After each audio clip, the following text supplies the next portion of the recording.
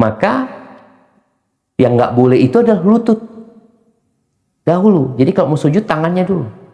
Ketika beliau Shallallahu Alaihi Wasallam masih muda, itu beliau memang sujudnya pakai lutut terlebih dahulu. Yang turun lutut dulu. Ketika beliau sudah sepuh, itu turunnya tangan terlebih dahulu. Hendaklah dia meletakkan tangan duluan, baru kedua lututnya. Apabila seseorang kalian dari sujud fala yabruk, janganlah ia turun seperti turunnya apa? Unta. Hendaklah ia letakkan tangannya dulu sebelum apa? Lututnya. Kalau lagi sujud, meletakkan rukbatayhi, rukbat itu lututnya dulu, baru tangannya. Mazhab Syafi'i, mazhab Hambali, mazhab Maliki, 4 mazhab sepakat ketika turun lutut lebih dulu. Assalamualaikum warahmatullahi wabarakatuh. Bismillah, alhamdulillah, wassalatu wassalamu ala rasulillah, la haula wala quwwata illa billah. Penonton Kang Sujai yang dirahmati Allah Subhanahu wa Ta'ala, di video kali ini kita akan membahas masalah tentang sujud. Bahkan saya yakin semuanya pasti tahu bahwa sujud merupakan salah satu rukun sholat yang harus dikerjakan. Namun pada praktiknya ini masih diperdebatkan, bahkan dipermasalahkan, manakah yang harus didahulukan ketika hendak sujud. Apakah tangan terlebih dahulu atau lutut terlebih dahulu? Mari kita simak penjelasannya sebagaimana yang akan disampaikan oleh para narasumber. Ada dua hadis yang seakan-akan duanya bertentangan. Nabi SAW melarang kita sujud itu seperti onta. Onta itu meletakkan, onta itu kan lututnya di depan onta itu. Maka onta kalau mau duduk, dia itu lututnya dahulu. Maka yang nggak boleh itu adalah lutut dahulu. Jadi kalau mau sujud tangannya dulu.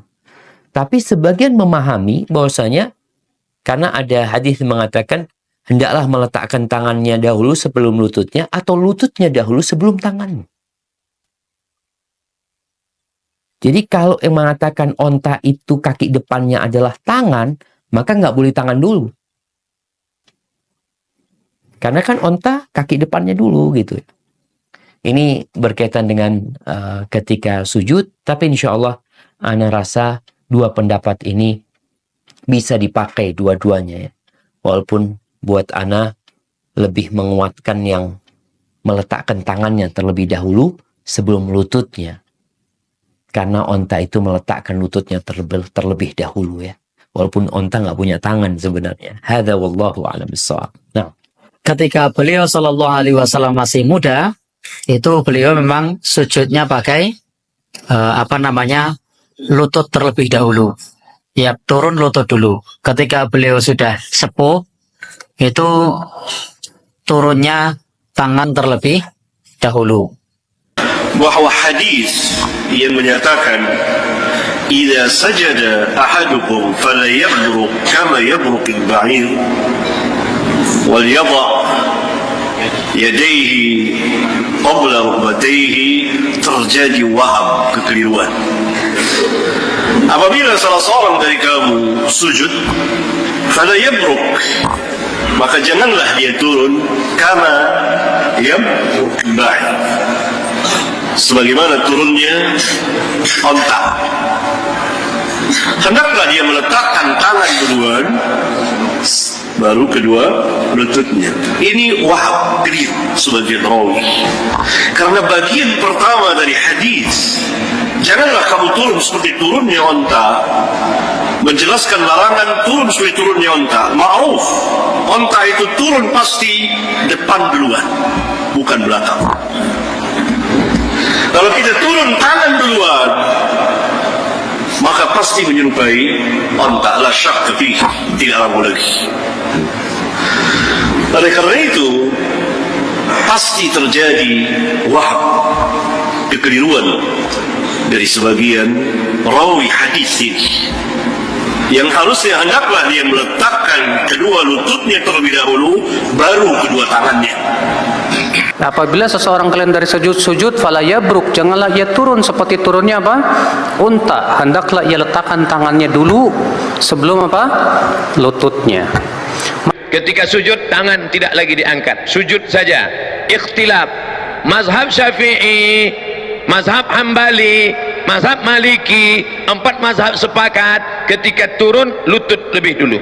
La yabruku ahadukum kama yabrukul ibil, jangan kalian rukuk sujud seperti menderum turunnya onta. Maka riwayat Hujr Ibu Wa'il Ibnu Hujr dengan riwayat Abu Hurairah berbeda. Yang dikuatkan riwayat yang mengatakan lutut duluan turun. Allahu Akbar, lutut dulu, setelah lutut baru tangan.